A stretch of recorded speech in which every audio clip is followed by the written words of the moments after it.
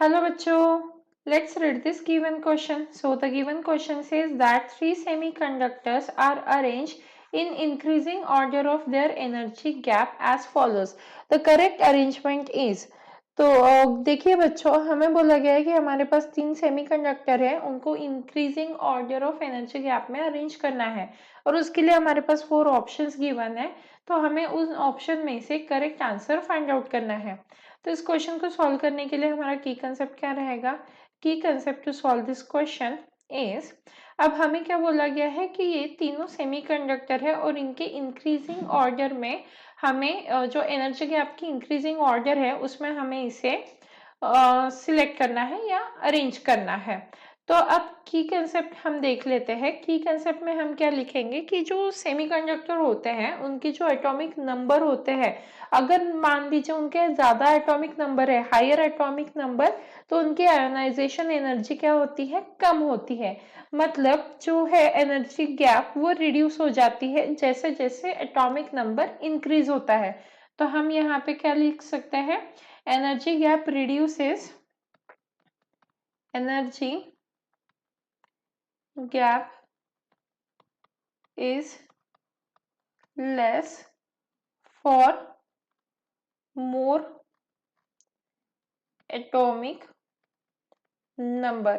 मतलब हमने यहाँ पे क्या लिखा है कि अगर एटॉमिक नंबर मोर है तो एनर्जी गैप क्या रहेगी?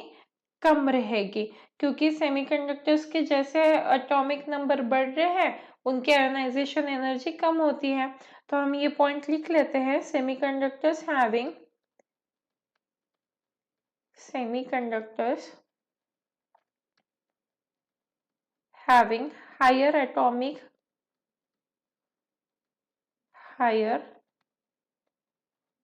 atomic number have lower ionization energy,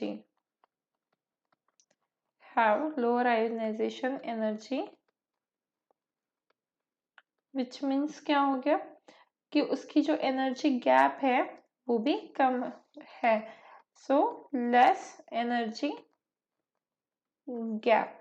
अब अगर हम ऑप्शन देखें तो यहाँ पे सिलिकॉन, जर्मेनियम और एंट्रेलियम है।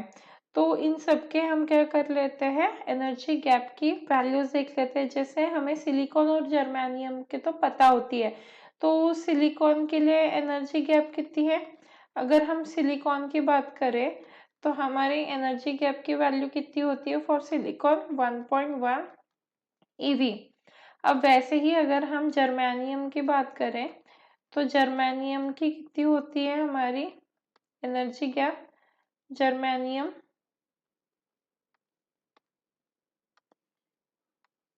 So for germanium energy gap होती है 0.67 ईवी।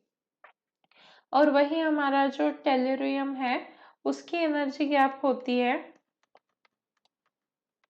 टेलुरियम उसकी एनर्जी गैप होती है 0.368 ईवी। ये दोनों हमें याद होनी चाहिए, ये ऑप्शनल है। तो इसीलिए अगर ये सारी वैल्यूज को देखें तो हमारा करेक्ट ऑर्डर कौन सा आ जाएगा? हमारा सबसे पहले टेलुरियम आएगा, फिर जर्मेनियम एंड फिर silicon, which means option A is the right answer. Hope you understood it well.